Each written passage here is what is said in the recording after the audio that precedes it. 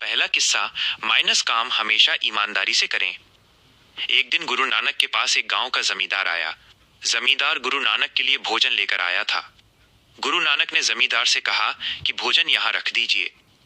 जमींदार बोला कि मैं आपको खाना परोसना चाहता हूँ, कृपया आप खाना खा लीजिए। नानक जी ने उसे कुछ देर रुकने के लिए कहा। तभी वहां एक गरीब व्यक्ति आया। उसने गुरु नानक से कहा कि मैं आपके लिए रोटी लेकर आया हूँ। जमींदार ने उसकी ओर देखकर कहा कि खाना तो आ चुका है, तुम ये रोटी वापस ले जाओ। नानक जी ने कहा कि नहीं, खाने का अपमान नहीं करना चाहिए। जमींदार ने कहा कि मैं भी आपके लिए खाने की बहुत सी चीजें लेकर आया हूँ। मेरी थाली में रोटी के साथ ही अन्य पकवान भी हैं, मिठाई भी है। नानक जी बोले कि हम उसे भी चख लेंगे। गुरु नानक ने उस गरीब की आधी रोटी खा ली और आधी अपने हाथ में रख ली। ये देखकर जमींदार ने आपत्ति जताते हुए कहा कि आपने ये क्या किया, मेरा स्वादिष्ट भोजन छोड़कर इसकी साधारण रोटी खा ली।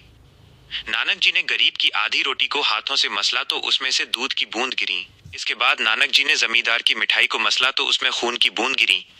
वहां मौजूद लोग ये सब बहुत ध्यान से देख रहे थे।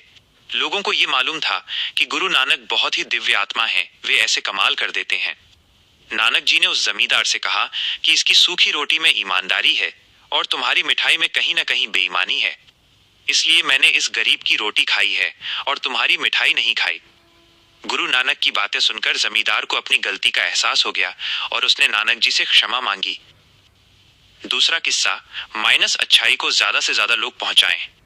एक बार गुरु नानक अपने शिष्यों के साथ यात्रा करते हुए एक ऐसे गांव में पहुंचे। गुरु नानक के आने की सूचना पाकर गांव के लोग उनके दर्शन करने पहुंच गए। उस समय गुरु नानक ने लोगों के एक समूह को आशीर्वाद दिया कि बस जाओ, यानी यहीं रहो। कुछ देर बाद एक दूसरा समूह आया तो गुरु नानक ने उन्हें कहा कि उजड़ जाओ, यानी बिखर जाओ।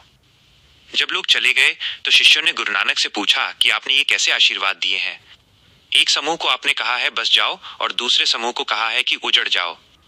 गुरु नानक ने शिष्यों को समझाते हुए कहा कि लोगों का जो पहला समूह आया था उसके लोग अच्छे नहीं थे, वे बुरे कामों में लगे रहते हैं। गलत लोग एक ही जगह सीमित रहें तो समाज के लिए अच्छा है।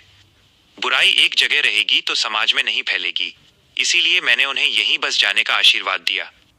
गुरु नानक ने आगे कहा कि जो लोग दूसरे समूह में आए थे वे सभी बहुत अच्छे थे, संस्कारी थे, दानी थे, इसलिए मैंने उन्हें उजड़ जाने का आशीर्वाद दिया ताकि वे जहां जाएंगे अपनी अच्छाई फैलाएंगे और समाज का भला करेंगे। बुरी आदतें छोड़ने के लिए संकल्प मजबूत होना चाहिए। गुरु नानक अपने शिष्यों के साथ अक्सर यात्रा करते थे। यात्रा के दिनों में वो अलग अलग गांवों में ठहरते थे। इस दौरान नानक जी अपने शिष्यों को और अन्य लोगों को उपदेश दिया थे। ऐसे ही एक बार उन्होंने एक गांव में अपना डेरा डाला। डेरे में वे रोज उपदेश भी दे रहे थे। उनके उपदेश सुनने के लिए कई लोग आ रहे थे। उस गांव में एक डाकू भी रहता था, वो भी उपदेश सुनने आता था। डाकू चोरी छिपे गलत काम करता था और गुरु नानक के उपदेश भी सुन रहा था।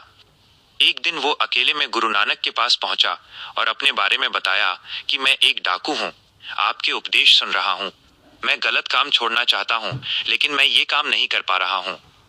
नानक जी ने उसकी बातें सुनी और फिर कहा कि गलत काम छोड़ना चाहते हैं तो इसके लिए तुम्हें खुद ही प्रयास करने होंगे। संकल्प करोगे तो इस आदत से छुटकारा मिल जाएगा। बार बार सोचो मुझे बुराई छोड़नी है, मुझे बुराई छोड़नी है, तभी लाभ हो सकता है। गुरु नानक जी की बातें सुनकर डाकू उस समय तो चला गया, लेकिन कुछ दिन बाद वो वापस आया और बोला कि मेरी बुरी आदतें तो छूट ही नहीं रही हैं। गुरु नानक जी उससे कहा कि अब तुम एक काम करना, जब भी कोई गलत काम करो तो कम से कम किसी एक व्यक्ति को उस काम के बारे में जरूर बताना। May this blessing bring peace, wisdom and light to all of you, Peace, wisdom and light. and to all beings everywhere. से नानक जी के पास पहुंचा। नानक जी ने उसे देखते ही पूछा कि तुम्हारी बुरी आदतें दूर हुई या नहीं। डाकू बोला कि आपने जो तरीका बताया था वो तो बहुत मुश्किल था। रोज रोज अपने गलत काम दूसरों को बताना बहुत मुश्किल है। रोज रोज ऐसा करके मेरे मन पर बोझ बढ़ने लगा। मैं अपने गलत काम दूसरों को बताकर तंग हो गया था, तो मैंने मजबूती से संकल्प ले लिया कि अब से मैं गलत काम करूंगा ही नहीं। संकल्प लेने के बाद से मैंने कोई गलत काम नहीं किया और मेरी बुरी आदतें दूर हो गईं।